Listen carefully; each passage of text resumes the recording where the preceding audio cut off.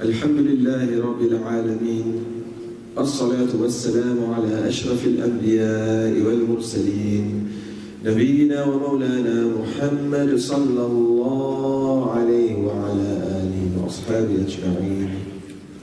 All praise due to Allah subhanahu wa ta'ala.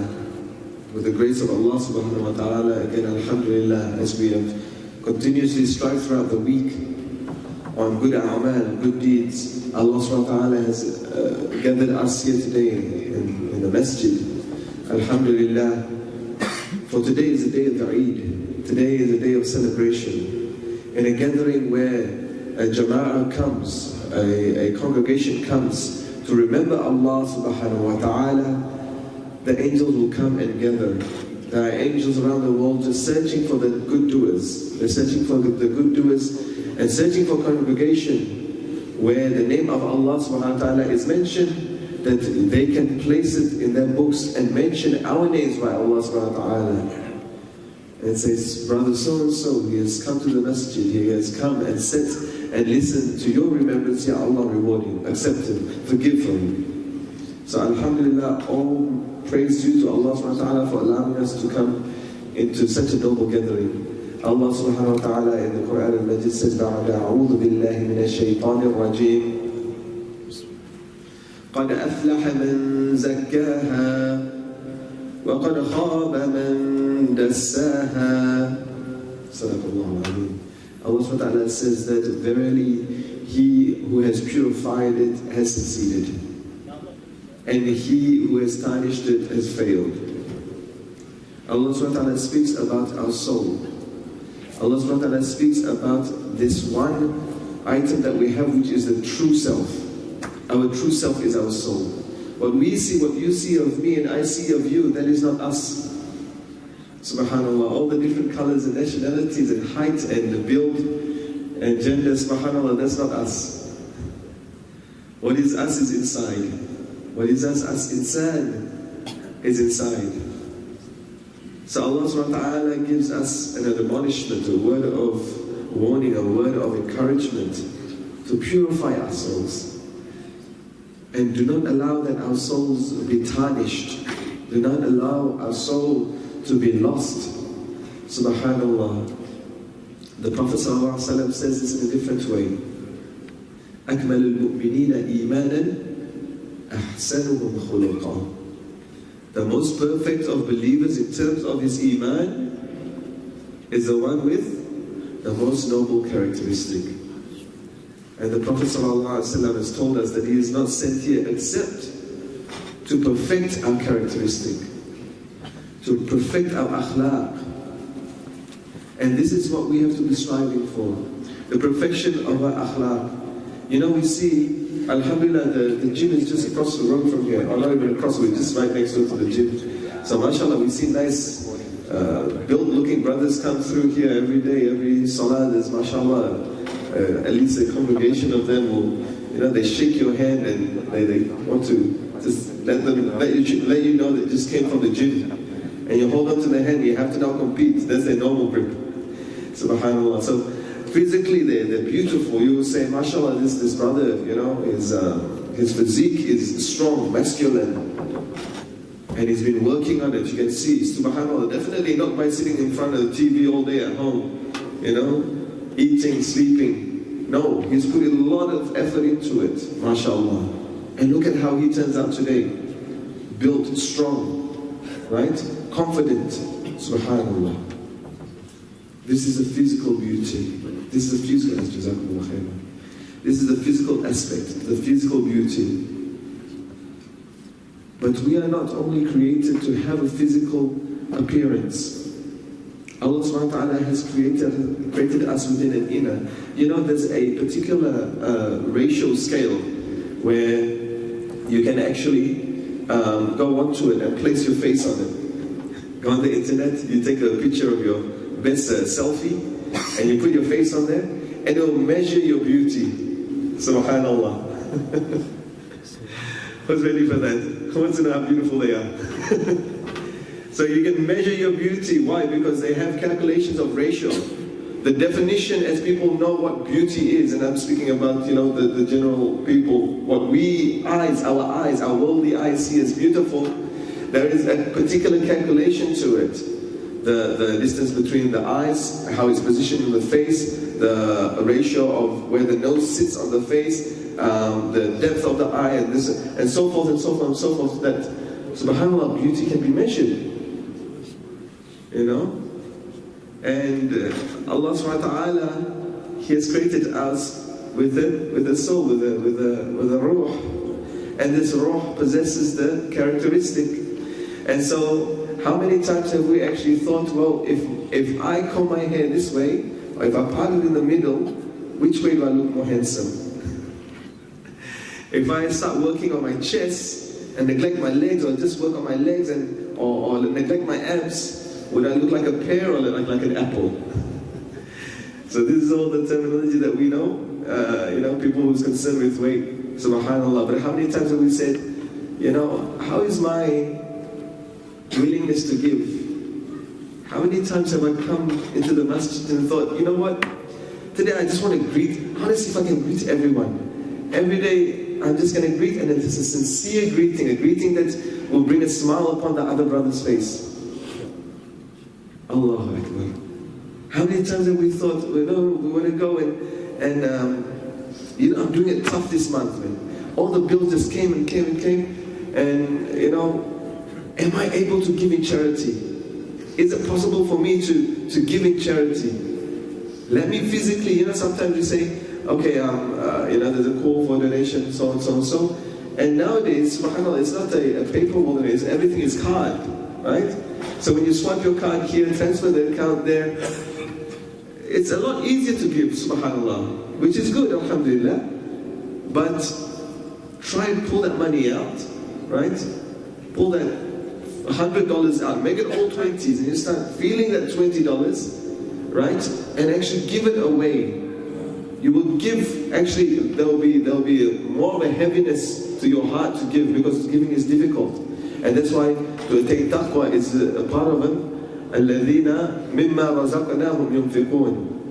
Those who, from what we have given them, they give in charity, they spend. How many of us have really thought, where am I in my level of akhlaq? Ahsanul khuluq. Makarim al-akhlaq. The best of characteristics and the most noble of adab, of manners. Where do we actually lie? Because our aim, our objective is to reach the Prophet sallallahu alaihi wasallam. Don't be shy to send salutation upon the Prophet sallallahu alaihi wasallam. Because when we send a salutation upon the Prophet sallallahu alaihi wasallam, he replies us with 10 salutations, and his salutation is better than ours. Subhanallah, our deeds are incomplete. Whereas the Prophet ﷺ is Ma'soom, and his salutation upon us is a dua. So don't be shy, as we are also commanded that when we hear the name Muhammad sallallahu alayhi wa sallam, and the Prophet ﷺ will reply to you. So we want to reach this, but how much have we actually invested into it? How much have we actually manifested it into our life and say, you know what? I wake up so early in the morning, right, to get into my truck to go to work, right, to make sure that there's money for so A, B, and C, and D.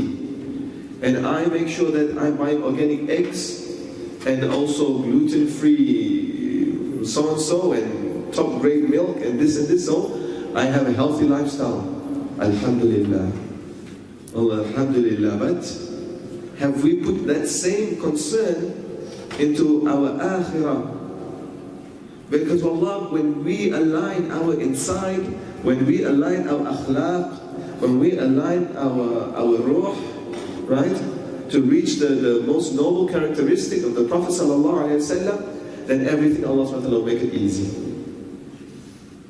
Now, I'm not saying that the problem will go, but sometimes we're so worried about, now I'm looking at it, and mashallah, Dr. Kabir for giving me the water, but I'm just taking this as an example.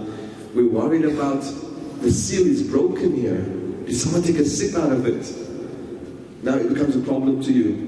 But wallah, it was no problem. SubhanAllah, someone has given me water. So, when we attain the pure akhlaq, the pure characteristic, the noble characteristic of the Prophet ﷺ, then we will see everything is going to become easy for us, alhamdulillah. Because on the day of Qiyamah, we know that what we have, our body, right, what I see of you and you see of me is not going to be the same on the day of Qiyamah. All the investment that we have placed into our body is only going to benefit. You know, the bigger your body, then the fatter the worms in your grave. If you're planning to start a worm farm after you're dead, then bismillah. But do think about what we are going to appear like on the day of Qiyamah. And that is the true beauty. Our inner beauty will manifest in the exterior. And that's why you would see people with their shoulders so wide, carrying so much load because of the sins that they've accumulated, their guts hanging out, and the horrific and disturbing description that the Prophet ﷺ has mentioned to us of the people, the condition of the people on the day of Qiyamah. Then he also mentions those who will look and appear beautiful, subhanallah, the ones that will be under the arsh of Allah subhanahu wa ta'ala, the air, the wind of Jannah will come through the window and they'll be wearing a crown more glorifying than the sun, subhanallah. And we pray, Ya Allah, Ya Allah, Ya Allah, make us part of them, Ameen. And we want to reach this. We do want to reach this. And there's no excuse for any one of us to say, you know what, I was born with this temper and there's no getting rid of it. That is your challenge in this dunya. That is your test. وَلَنَبْلُوَكُمْ أَيُّكُمْ أَحْسَنُ عَمَلًا. And we will test you to see which one of you can perform the best of deeds. Now, no two people would have the same test, but all tests will be equal. No one person is tested greater than his capability compared to the next. We are all tested equally, but with different tests. And Allah subhanahu wa ta'ala is the one who knows and the most equal and the most just. So there's no excuse for us to say that, you know what, I just have a lustful mind. My mind is just, you know, I can't remove it from thoughts. Allahu Akbar. There's perhaps other sins that we are doing which is preventing us to come to that characteristic, that noble characteristic which we are seeking. And our guide, the Prophet ﷺ, should be in mind, as Allah subhanahu wa ta'ala has sent him as rahmatun lil alameen. Allah subhanahu wa ta'ala has sent him as a guidance for us. So he should be in our mind. And we should remember his noble characteristic, the way that he interacted, the way that he spoke, the way that he dealt with different types of people, all in the best of ways. Everything around us should remind us of Allah subhanahu wa ta'ala and how Allah subhanahu wa ta'ala has sent us the Savior to guide us. When we look at everything around us, when we look at the tree, how many of us has actually stopped and look at the tree and think, subhanallah, once upon a time the Prophet ﷺ called the tree to come to him, and the tree came out without feet and moved with its roots to the Prophet ﷺ until he said, return, and the tree returned. The miracle of the Prophet ﷺ. And when we walk across and we see pebbles, the pebbles used to send salawat ala nabi, to the point where the kafir, the Quraysh was about to, had pebbles in his hands to pelt to the Prophet ﷺ, until the pebbles started to testify, Ashhadu an la ilaha illallah wa anna Muhammadan Rasulullah. And he said, you too, pebbles? You also believe in the Prophet? And he sees it with his eyes, and he hears it with his ears. When when we see an old person, when we see an old auntie, the Prophet ﷺ, with his joking nature, used to joke with the auntie. Auntie said, Ya Rasulullah, am I going to enter Jannah? He said, no, you're not. And she started to get worried and said, only young people will enter Jannah. And said, no, auntie, you will be young when you enter into Jannah. That when he saw the old lady, he thought that, subhanallah, my mother, I would make her smile. I would give her something to laugh about throughout the day. That's a noble character characteristic of the Prophet ﷺ. When he used to, once upon a time, when he went out for Eid, and this is the Prophet ﷺ's kindness to the orphans. When he went out for Eid, and you know what the type of a day of Eid is, right? We are all, excited, happy for Eid. So he went out, and he's walking past a group of children, and they're playing. They're playing amongst them because it's Eid morning, and everyone's in their new clothes, and everyone's ready and excited to go to the Eid Salah. As he's walking along, he says, mashallah, group of children playing. Sometimes also you're driving inside and see them running around, playing and laughing, and think, subhanAllah, when was the last time I laughed? How caught up with life have we become that you think, I wish that I was a child just so that I can have that free of laughter. But then he notices one child who wasn't in that manner. He wasn't playing and he wasn't laughing, rather he was looking quite sad. And the Prophet ﷺ approached him and said, my son, what's wrong? What's wrong, young boy? How come you're not playing with everybody else? And he said that I am an orphan and, I've got no parents. There's nothing for me to celebrate about today. SubhanAllah, on the day of Eid, we all think of our family.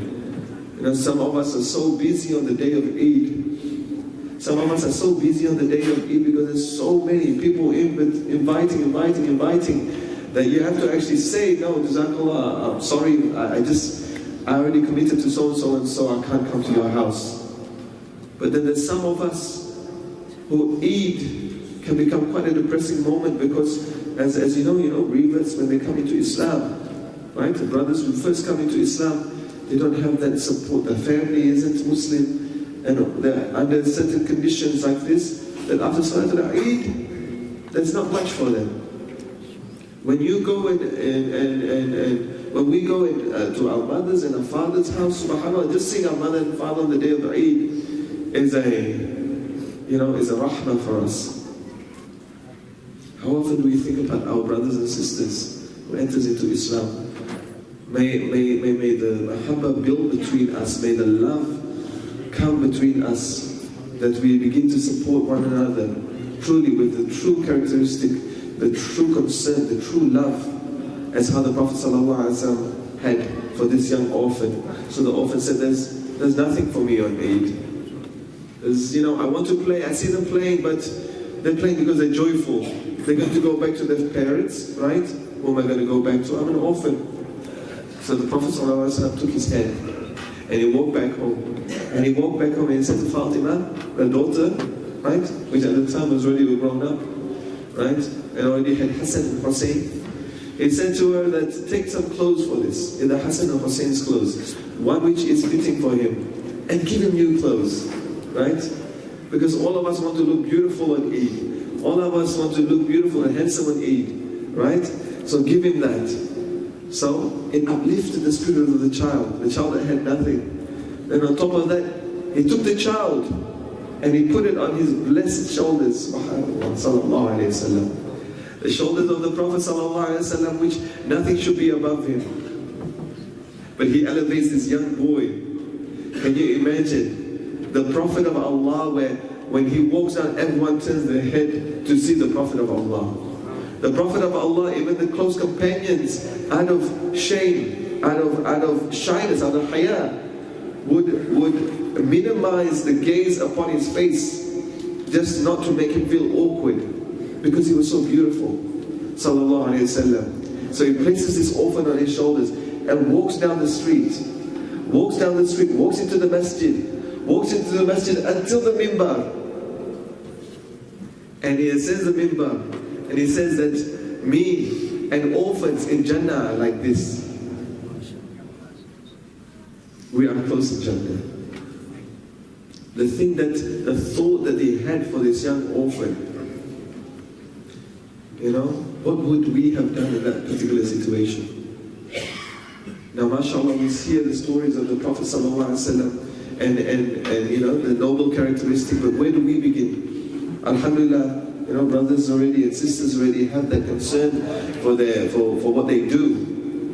How am I going to give in charity? There's 3 people asking, well, should I give 1/3, 1/3, 1/3, or maybe this particular person? They're actually calculating and they're concerned in regards to how they're going to spend in the path of Allah, subhanAllah. But for some of us who hasn't started, where do we start? Start with the love. Start with the love of the Prophet sallallahu alaihi wasallam. Implant that love into your heart. When you begin with having the love, wanting to love the Prophet ﷺ, your desire to learn about him, the desire to behave like him, the desire to treat people as how he treated them, the desire to smile and talk and think as how he did, will then come naturally. It all begins with the love. It all begins with the love. So we ask Allah subhanahu wa ta'ala to place that love of the Prophet ﷺ into our heart. May Allah subhanahu wa ta'ala allow us into Jannah. May Allah subhanahu wa ta'ala give us the most noble of characteristics as the characteristics of the Prophet ﷺ, and the best of akhlaq, that on the day of Qiyamah, when we stand in front of Allah subhanahu wa ta'ala, we can stand in front of Him with honor and happiness. Wa sallallahu ala sayyidina Muhammad wa ala alihi wa sahbihi wa barik wa sallim.